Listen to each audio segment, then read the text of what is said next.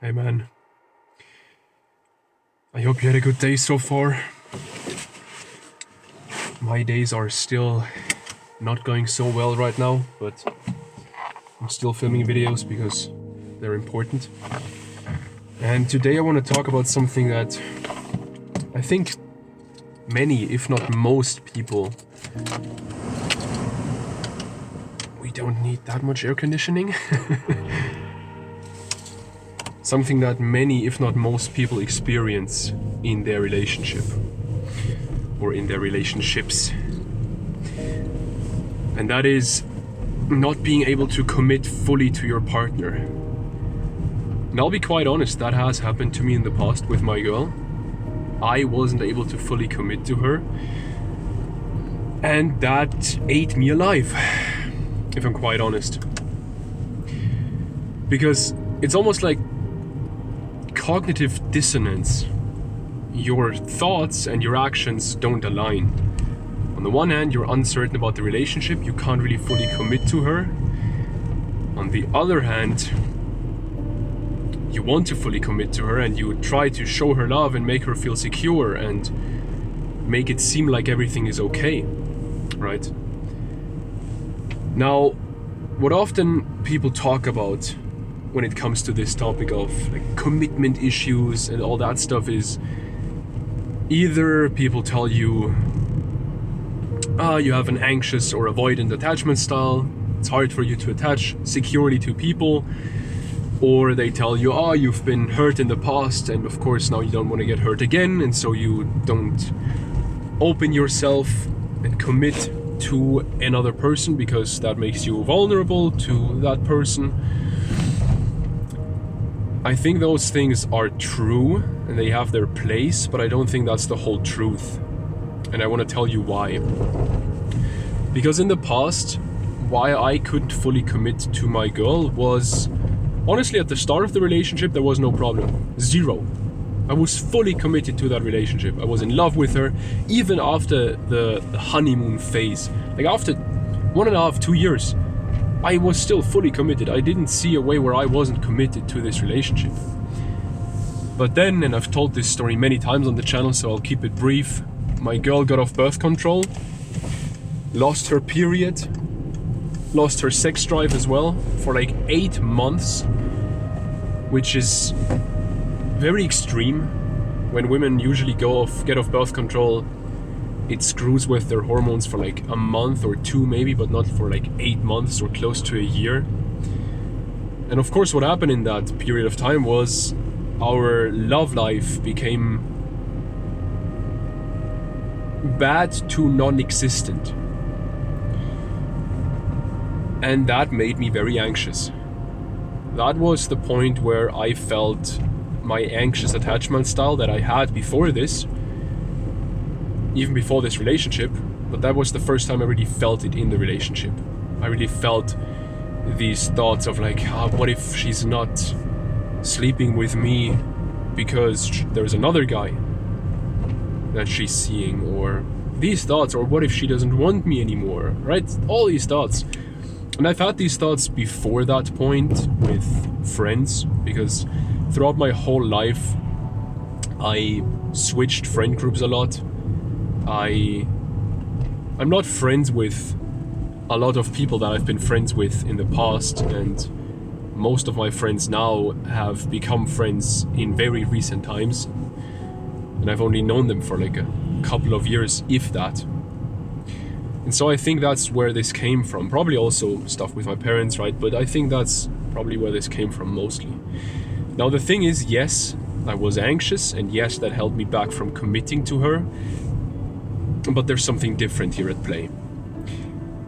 Because at the end of the day, what commitment issues really are, it's just not having the ability to decide whether you want to be with that partner or not. It's just indecision. Now, where does indecision come from? Uncertainty. And two types of uncertainty here. First of all,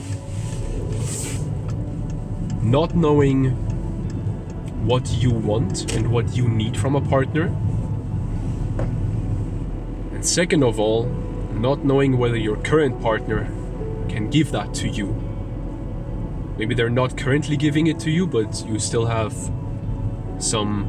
you still think that might change in the future once you get more experienced with each other, right? And that could be everything. It could be communication, it could be, I don't know, you want to work out together with her, or sexual stuff, right? There's so many different areas where that could be the case, where you're just uncertain whether she can give you what you want and what you need from a partner. And so I had a situation that was last year in the summer, which was one of the last times where I felt this feeling of indecision, if not the last time I ever felt this, ever since, pretty much almost a year ago. We were pretty much doing a small trip, and we slept outdoors. We slept in nature, and we made like a little bonfire and stuff, and had a very nice evening, and I got into the mood and start doing stuff, right? I won't go into detail, but start making love, and after a few minutes I notice her pulling away, and then she says, I'm not feeling it, and I don't want to, and it's nothing to do with you, and all this stuff, right? And boom, anxiety immediately there. And I have this ring which tracks my sleep, and I don't sleep well outdoors anyway, but that night I didn't have a watch with me or anything, so I didn't know how much time I spent just lying there and thinking and not being able to sleep and ruminating. But then on this ring I saw it, and it was 4 hours. Literally from the time we went to bed to me falling asleep, it took 4 hours that night. And I'm a very good sleeper. Even if my day was stressful and there was a lot of stuff going on, I can turn my brain off pretty quickly and just fall asleep within 10 to 15 minutes every night. No problem. But on this night I actually thought about a chapter from the book The Way of the Superior Man, and the chapter is titled Choose a Woman Who Chooses You. Because on that evening I felt like she doesn't choose me, she doesn't even want me. She wants someone else, or she wants to be single or something like that, right? Now, what I learned through ruminating, what I realized through ruminating during that night was, I need to do something about this. This is killing me. This is killing the relationship. This is keeping us from being able to go deeper and actually grow together as partners. So I need to do something about this. And here's what I did, and here's what I recommend you do. If you're in a similar situation where either you have like a situation that triggered that, right? This feeling of like not being able to commit, or whether that's just a feeling that's always been there with you. What you should do is, first of all, get very clear about what you want. Reflect on what you want from a partner. And of course, we might not have experienced everything so far. This is my first relationship, and it's a almost 5.5 year relationship at this point, which I'm very proud of and very grateful for. But this is nonetheless my first relationship, meaning I don't know how it would be to be with another woman, right? I just can't tell you. So get clear about what you want, and then have a tough conversation, or even multiple tough conversations with your woman. Seek that conversation. Don't hide from it. And don't tell her in a judging way, or in a way where you tell her, you're not giving me this, blah, blah, blah. But talk to her. Tell her, hey, we need to have a conversation, because I have this thing where I struggle to commit to you, and I don't want that. I want to be with you, I'm in love with you, and I want to continue being with you. But as of right now, I can't fully do that, because I'm not able to commit to you. And then you tell her why that is. But you make it very clear that this is not to judge her or to to demonize her or anything. You make it very clear to her that you're saying this to her, and that you seek this conversation with her because you want to solve this problem, so both of you can grow a better relationship. Because if you do it the other way, if you're negative in that situation, she's gonna close off. She's not gonna be honest with you. It's gonna be hard for you to be honest with her. That's not what you want, right?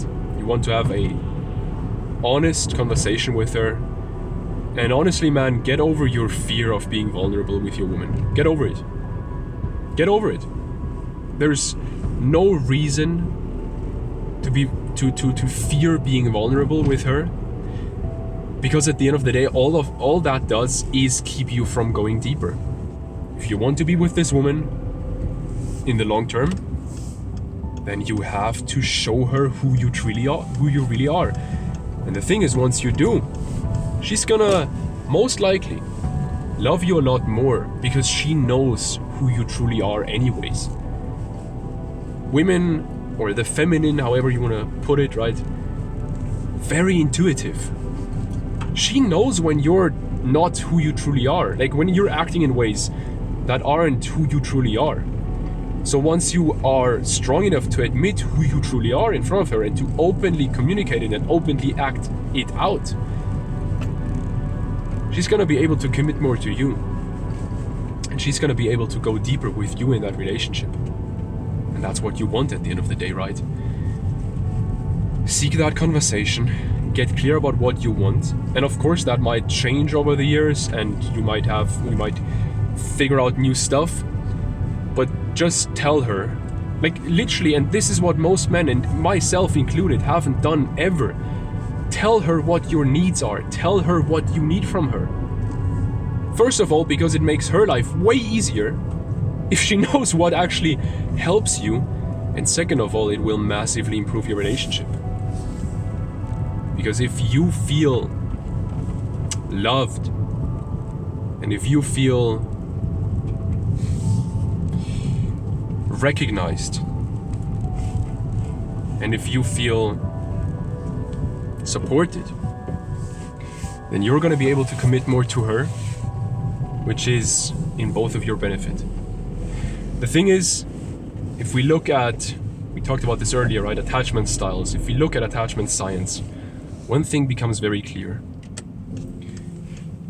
Every human, doesn't matter whether man or woman or any other gender that exists nowadays,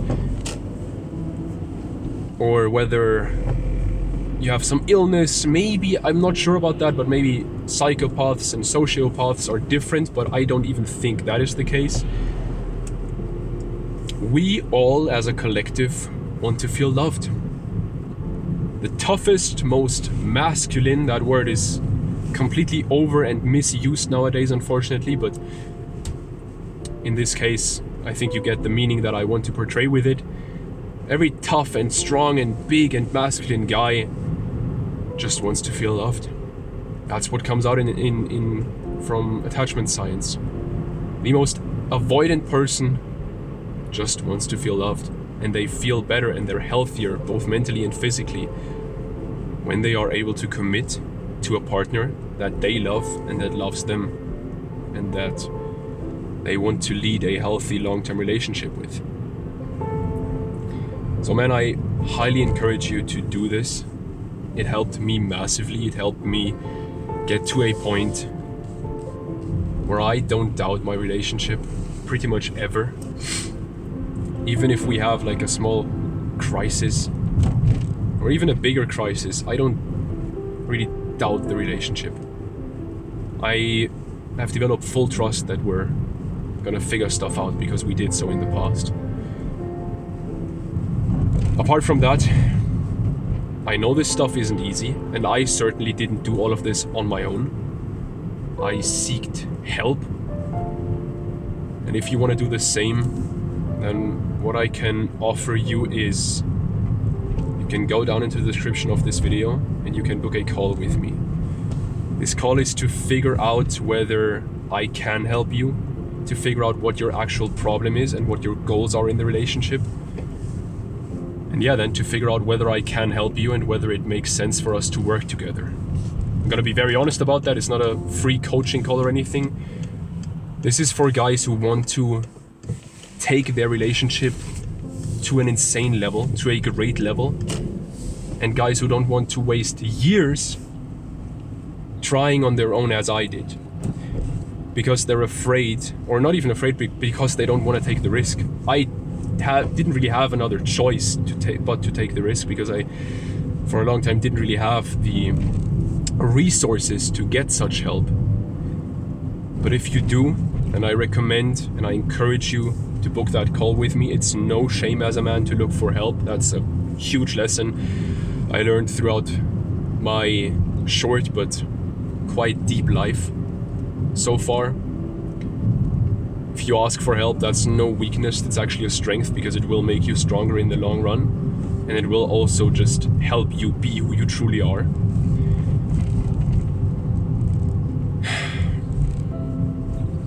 I hope this video helped you. Book a call if you need one, or if you just want to talk. And I'll see you in the next video. Good night. See you soon.